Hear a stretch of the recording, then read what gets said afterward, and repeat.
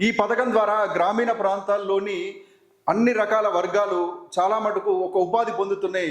ఊర్లోనే అంటే గ్రామం విడిచిపెట్టకుండా ఎక్కడికో పట్టణం వెళ్ళి బతికే పరిస్థితి నుంచి ఉపాధి హామీ పథకము పల్లెల్లోనే బతకాలే, మన ఊరిలో మనం బతకాలనే ఒక హామీని ఇవ్వడం జరిగింది. ఇది చాలా గొప్ప పథకం. దీని లబ్ధిదారులు కూడా మనం చూస్తున్నట్టయితే చాలా కోట్లలో ఉంటారు. దీనికి సంబంధించి ఏంటంటే పూర్తి కేంద్ర స్థాయిలో ఉన్నటువంటి ఈ పథకం ద్వారా రాష్ట్ర ప్రభుత్వాలు లెక్క కడితే ఆ పని దినాలకు సంబంధించిన బిల్స్ కేంద్ర ప్రభుత్వం ఇవ్వడం జరుగుతుంది.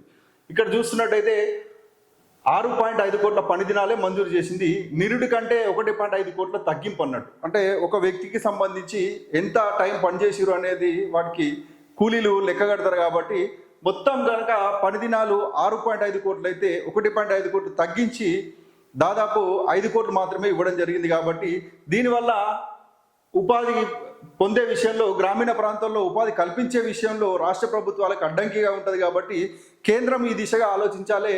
కోట్లాది రూపాయలు, లక్షలాది కోట్లు ఒక్కొక్క రాష్ట్రానికి సంబంధించినట్టయితే 3 లక్షల కోట్లు, 4 లక్షల కోట్లు, దేశానికి సంబంధించినైతే లక్షల కోట్ల రూపాయల బడ్జెట్లో ఇది పెద్ద విషయం కాదు. కానీ నిజంగా ప్రతి రూపాయి కూడా కింది స్థాయిలో సరిగ్గా అందే పథకం ఏదైతే ఉందో అది నిజంగా ఉపాధి హామీ పథకము.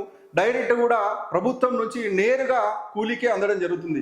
ఇంతటి గొప్ప పథకము మధ్యలో ఏ రకమైన మధ్య దళారు లేకుండా ఉన్నటువంటి ఈ పథకాన్ని, ప్రతి రూపాయి సద్వినియోగం అయ్యే ఈ పథకాన్ని, ప్రతి రూపాయి కూడా నిరుపేద కార్మికులకు, పనిచేసే వాళ్ళకి దీంట్లో చాలా అవినీతి తక్కువ శాతం ఉంది. అవినీతి లేదని కాదు, గతంలో అవినీతి చాలా ఉండే పరిస్థితి ఉండే. కానీ సామాజిక తనిఖీ అనే కార్యక్రమం ద్వారా అవినీతిని అరికట్టడం జరుగుతుంది. కాబట్టి ఎవరైతే ఉదయం లేచి కష్టపడి తమ చెమటోడిచిన డబ్బును తీసుకునే విధంగా ఉండే ఈ పథకం ఉంటుంది. కాబట్టి నిజంగా ప్రతి రూపాయి కూడా పైనుంచి కింది దాకా డైరెక్ట్ ప్రభుత్వం నుంచి, బడ్జెట్ నుంచి కూలీ దాకా చేరుతుంది. కాబట్టి ఈ పథకాన్ని కేంద్ర ప్రభుత్వం కీలకంగా తీసుకోవాలి. ఇట్లా రాష్ట్రానికి 10 దినాలు తగ్గించకుండా సరైన విధంగా బడ్జెట్ ఇవ్వాలని కోరుకుందాం.